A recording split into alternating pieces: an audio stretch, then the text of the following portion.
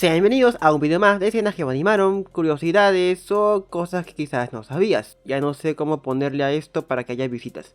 Bueno, en este caso seguimos hablando de Mushoku Tensei, de la temporada que finalizó hoy.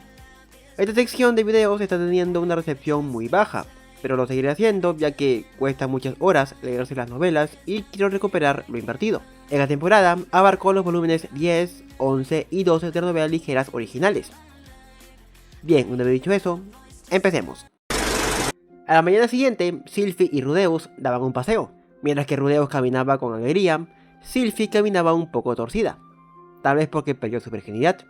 Cuando Linia y Purcena hablaban sobre el jefe, Linia le dice a Purcena que si ella se vuelve la pareja del jefe, podrá dominar el mundo y siempre tendrá un buffet de carne, a lo que Purcena decide por eso acercarse a Rudeus.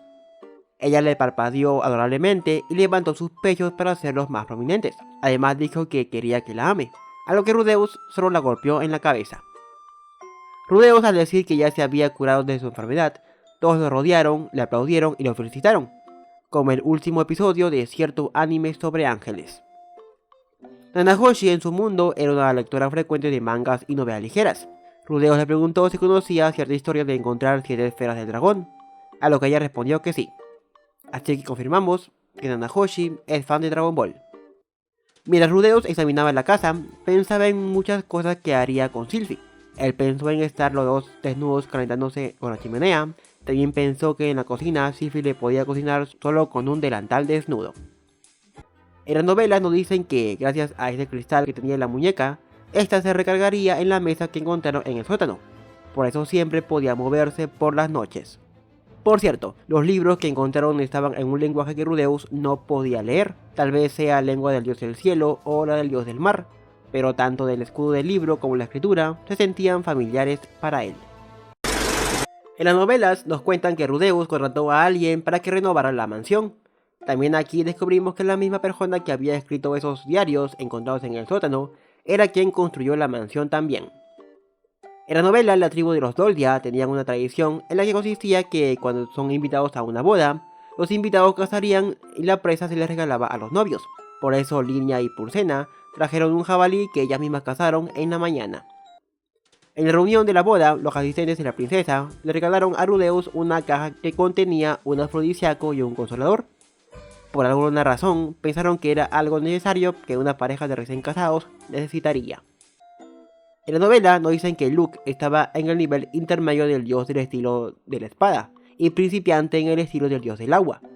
Su espada era un objeto mágico, forjado para cortar a través de escudos de acero como si fueran mantequilla. Sus botas son iguales a las de Sylphie e incrementan la velocidad del usuario. Su manto puede bloquear el calor, sus guantes incrementan su fuerza, y debajo de su uniforme él está usando ropa a prueba de espadas. En las novelas nos dicen que en ocasiones Badigadi acompañaba a Rudeus en sus entrenamientos y luego Sylphie le hacía el desayuno, pero Badigadi desaparecía ni bien terminar su parte. A veces era todo un misterio. Sylphie se estaba poniendo más femenina con su cabello dejándolo crecer, pero aún había personas que pensaban que era hombre, por eso cuando Rudeus se ponía cariñoso con ella en la escuela, los demás lo miraban raro. Es más, en una ocasión, Sylphie se molestó con él porque le había tocado el trasero en público. Como Rudeus ya olía a excitación, Purcena le coqueteaba sonriéndole, mientras que Linia se dejaba ver su ropa interior, pero Rudeus lograba resistirlas. Y como su excitación había regresado, ahora Rudeus encontraba atractiva a Nanahoshi, pero ella dijo que si le pone un dedo encima, le irá a llorar a Orsted, a lo que Rudeus le dijo que por favor no lo haga. A la mañana siguiente, Linia y Purcena le presentaron a Rudeus un niño de primer año. Este era un delincuente, y ya había vencido a todos los maleantes de primer año, por lo que intentó hacerlo con los del siguiente año, pero fue vencido por Sanova. Al parecer Sanova había resistido todos los ataques mágicos de este, hasta que agotó su poder mágico, luego Sanova lo derrotó de un puñetazo. Al parecer se había creado una especie de ley en la universidad, la que se llamaba Círculo Demoníaco de los 6, y Rudeus era el líder. Al parecer, si alguien le ganaba al Círculo de los 6, tenía el derecho de enfrentarse a Rudeus. Los miembros del círculo eran Sanova, Cliff, Linia, Purcena, Fitz y Badigadi. En la novela, cuando Sylphie está en la cocina, Rudeus le sorprende por atrás y le toca los pechos. lo que provoca que ella se corte. Ella usa magia de curación. Rudeus se disculpó y dice que ya no lo volverá a hacer. Rudeus dijo que Sylphie tenía un traserito adorable, pero la estrechez de sus caderas podría causar algunos problemas durante el parto. Este mundo tenía magia de sanación, así que la muerte durante el parto era rara, pero eso no quería decir que ella no la pasaría mal. Nanahoshi, al regresar a su estudio con todos reunidos, dijo si ellos planeaban robarle y luego violarla entre todos. Ya había caído en el abismo de la depresión. El único que se ofendió por su comentario fue Cliff. Durante las fiestas de celebración, Nanahoshi, borracha, dijo que cuando se encontraba deprimida, escuchó a Rudeus y Sylphie teniendo sexo. No tuvieron nada de consideración con ella. Luego Buddy Guy se la llevó para que le cante una de sus extrañas canciones. La razón por la que Rudyard estaba de viaje era porque estaba buscando a su raza, los Supert, pero no encontró ningún rastro de ellos.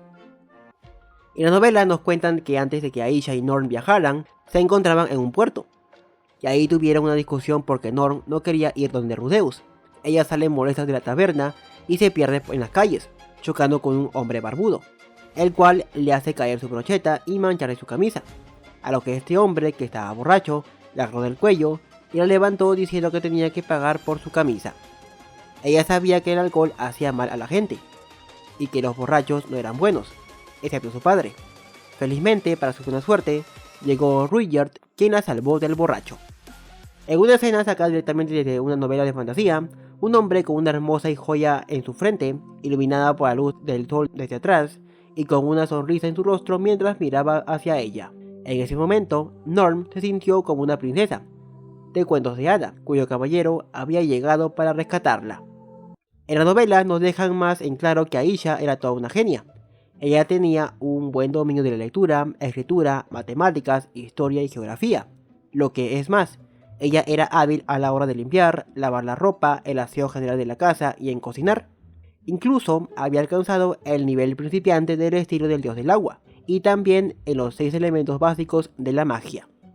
Como Aisha tenía 10 años, ya se estaba haciendo un poco tarde para que aprenda magia sin conjurar, por lo que Rudeus decide enseñarle. Como Aisha ya estaba viviendo en la mansión, Rudeus tuvo que abstenerse de tener relaciones con Sylphie, pero ella dijo que todo estaba bien, se recostó en la cama y abrió las piernas, a lo que Rudy no pudo contenerse más. Ginger le pidió a Sanova que por favor ella se encargue de la educación de Julie, ya que su comportamiento no es digna para servir a un príncipe, a lo que Sanova acepta. Ginger también le pidió a Rudeus que fuera más formal con Sanova, ya que este era un príncipe, y necesitaba que le hable de una forma más formal.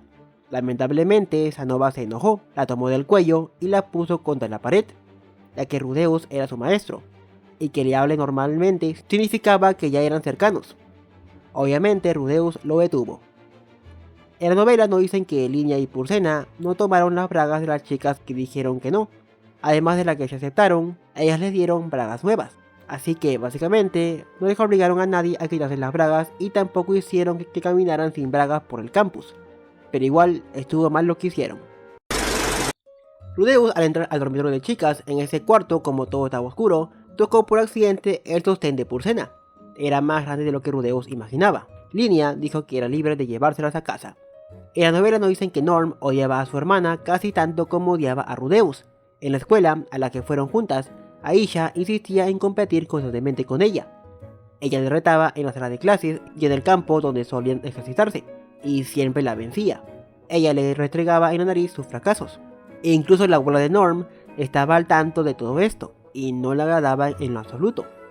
Ella no hacía más que despreciar a Aisha, a quien llamaba ilegítima.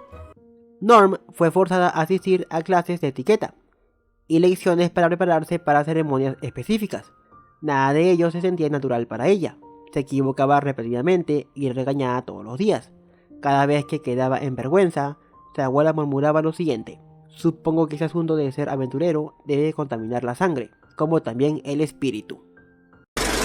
En la novela nos dicen que Nanahoshi estaba intentando invocar un gato, pero ella quería invocar uno de una raza en específico, que estaba trabajando en ello.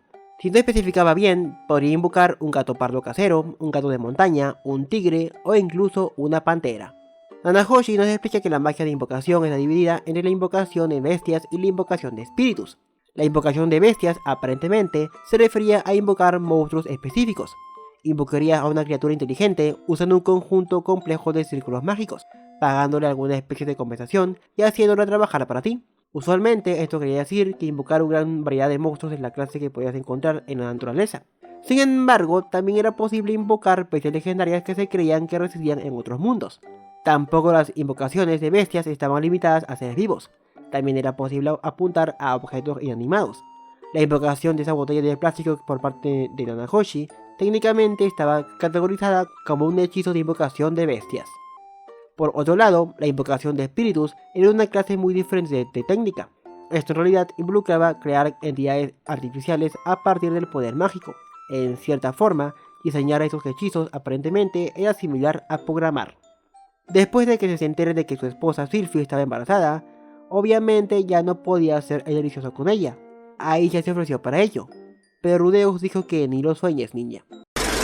En la novela, la plática que tiene Cliff y Elinalice es un lugar más cerrado. Elinalice, al escuchar que Cliff se quería casar con ella, lo empuja al suelo y Rudeus vio como su camisa voló por los aires, por lo que dejó la habitación rápidamente, ya que, obviamente, necesitaban privacidad.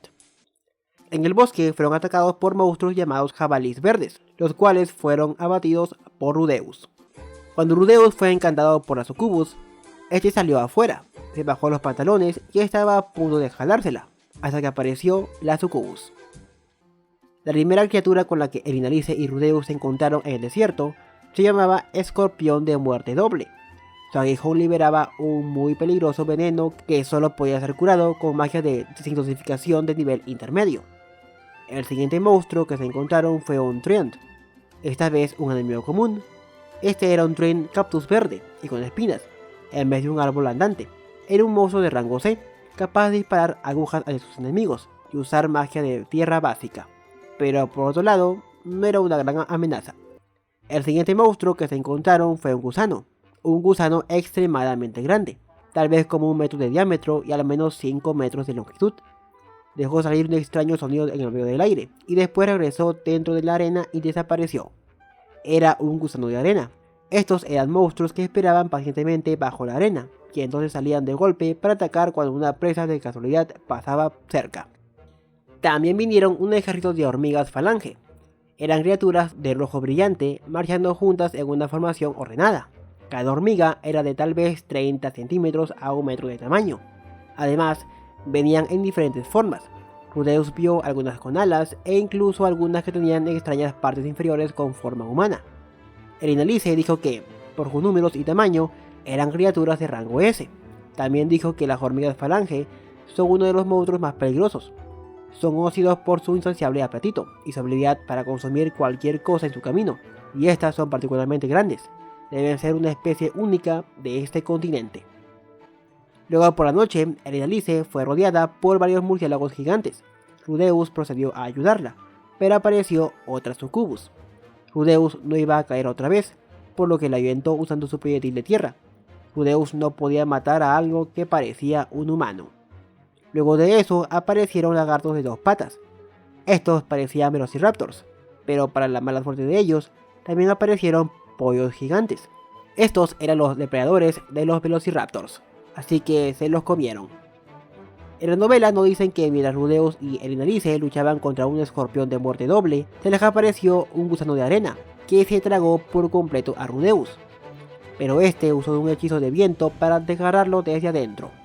Cuando Rudeus salió del gusano, se dio cuenta que Elinalice había sido envenenada por el escorpión, así que se rápidamente derrota al monstruo y lanza un hechizo de desintoxicación sobre Elinalice. El monstruo colosal que vieron desde lejos se llamaba Behemoth. Estos eran monstruos pacíficos con los humanos, pero según unos aventureros, lograron matar a uno, y en su estómago encontraron piedras preciosas, por lo que varios aventureros intentaron cazarlos. Pero cazar uno no era nada fácil, así que la mayoría de aventureros que lo intentaban morían. Elinalice nos cuenta algo desde su grupo anterior. Ella dijo que al principio la mayoría dormía en ropa interior o desnudos, y que Ghislaine al principio ni siquiera sabía lo que era un sostén, y Paul se la comía con la mirada.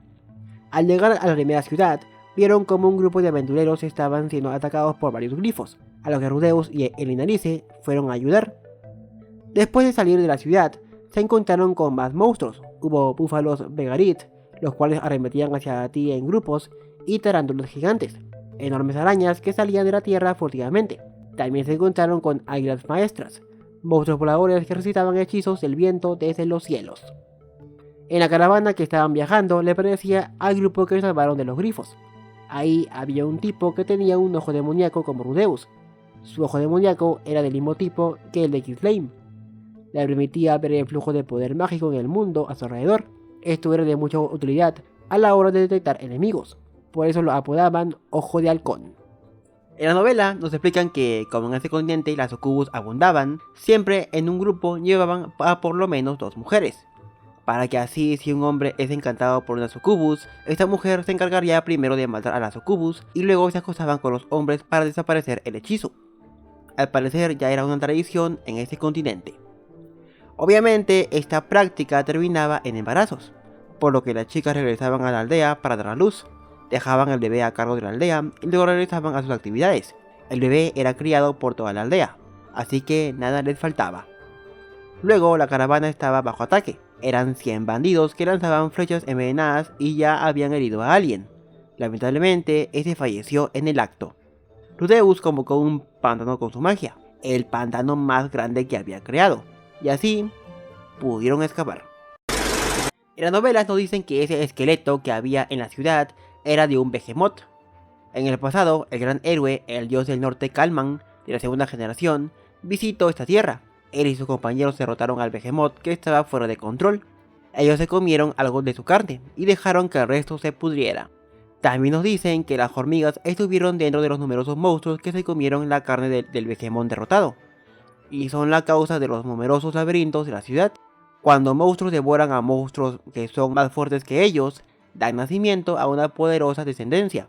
Esas hormigas mutantes cavaron innumerables nidos, y todos ellos se convirtieron en laberintos. En la novela nos dicen que Paul y Lilian habían hecho el delicioso una vez, ya que se toparon con una sucubus, y debían romper el hechizo a Paul. En la novela nos dicen que el enano Talhan no fue afectado por la sucubus, además de que Eridalice le dijo a Rudeus que tenga cuidado con él, ya que se robaba lo que más apreciaban los hombres, y en el anime le vio el trasero a Rudeus, por lo que yo creo que era gay. En la novela nos describen los monstruos que había en el laberinto. Tarántula del camino de la muerte, una araña enorme y venenosa. Incluso aunque era una tarántula, todavía disparaba hilo. Su veneno podía ser tratado con magia de desintoxicación de nivel principiante.